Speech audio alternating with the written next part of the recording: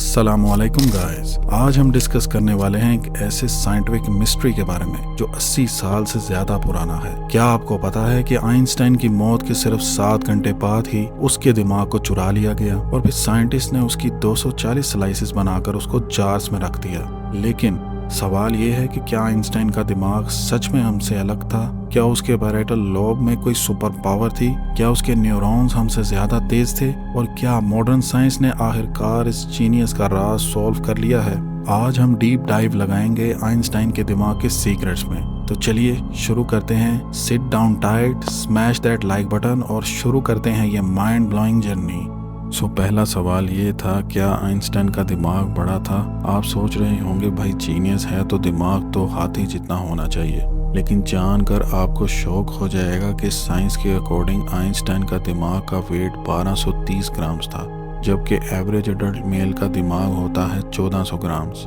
हाँ, आइंस्टाइन का दिमाग आम इंसान से छोटा था, लेकिन फिर आइंस्टाइन जीनियस क्यों था? ये वो पॉइंट है जहाँ साइज नहीं स्ट्रक्चर मैटर करती है। साइंटिस्ट ने देखा कि आइंस्टाइन के दिमाग के पैरेटल लोब्स जो मैथ और स्पेस विजुअलाइजेशन के लिए रिस्पॉन्सिबल हैं 20% ज्यादा वाइड थे, और उसका कॉर्पस कोलोसम जो ब्रेन के दोनों हाफ्स को कनेक्ट करता है वो भी थिक था। मतलब उसका दिमाग मल्टीटास्किंग और कॉम्प्लेक्स आइडियाज को प्रोसेस करने में सुपर चार्ज था। तो मोरल ऑफ द स्टोरी क्या है? दिमाग का साइज व्हेल का 8 किलो का भी हो सकता है, लेकिन कनेक्शन, फोर्स और स्पेसिफिक एरियाज की पावर ही असली जीनियस की चाबी है।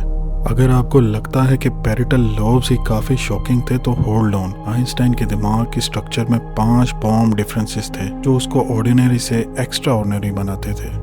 जैसे कि हमने आइंस्टाइन के पैरेटल लोब्स के बारे में बात की, जो कि मैथ, 3D विजुअलाइजेशन और थ्योरेटिकल फिजिक्स के लिए रिस्पॉन्सिबल हैं। ये एरिया इतना एक्सपेंडेड था कि उसका दिमाग बेसिकली थॉट एक्सपेरिमेंट्स करने के लिए ऑप्टिमाइज हो चुका था।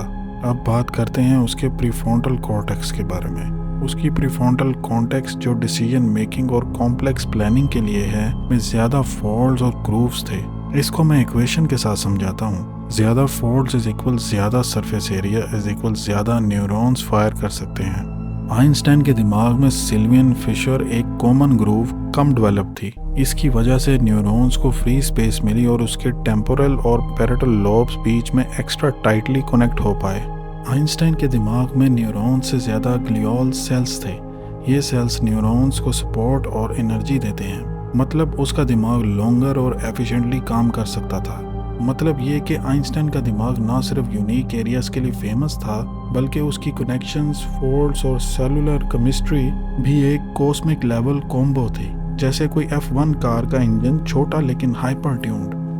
तो चलो अब आइंस्टाइन के दिमाग के मिथ्स के बारे में बात करते हैं। मिथ नंबर 1, आइंस्टाइन का दिमाग बड़ा था इसलिए वो जीनियस था। लेकिन फैक्ट क्या है? हमें पता है कि उसका दिमाग 1230 ग्राम का था, जो एवरेज से छोटा है। साइज से नहीं, स्ट्रक्चर से फर्क पड़ता है। मिथ नंबर 2, उसके दिमाग में 100% यूनिक चीजें थी जो किसी और में नहीं। फैक्ट, हाँ, कुछ एरियाज अलग थे, लेकिन सब साइंटिस्ट एग्री करते हैं कि प्रैक्टिस, क्यूरियोसिटी और एनवायरनमेंट भी उतने ही इम्पोर्टेंट थे।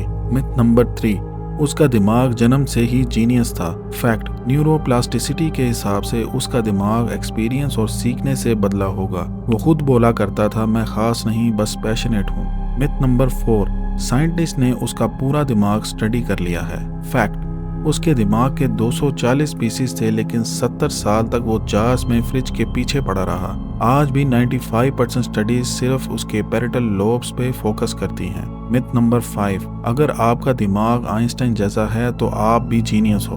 फैक्ट, दिमाग की स्ट्रक्चर हेल्प करती है, लेकिन मेहनत, इमेजिनेशन और फेलियर के बिना कुछ नहीं होता। आइंस्टाइन ने भी 10,000 बार एक्सपेरिमेंट्स किए थे, तब जाकर वो कामयाब हुआ। अब हम बात करते हैं आजकल आइंस्टाइन का दिमाग कहाँ है। ये सुनकर आप हिल जाओगे, लेकिन आइंस्टाइन का दिमाग आज भी एग्जिस्ट करता है। जब 1955 में आइंस्टाइन का इंतकाल हुआ, forensic pathologist Thomas Stoltz Harvey ने उसका ब्रेन सीक्रेटली निकाल लिया और उसके 240 स्लाइसेस बना दिए। और अब ये स्लाइसेस दुनिया के अलग अलग म्यूजियम्स और लैब्स में पड़े हैं। न्यूटन म्यूजियम USA में कुछ स्लाइसेस प्रिजर्व्ड हैं। साइंटिस्ट आज भी माइक्रोस्कोप्स और हाई टेक ब्रेन स्कैन से न्यूरॉन डेंसिटी और ब्रेन स्ट्रक्चर स्टडी कर रहे हैं।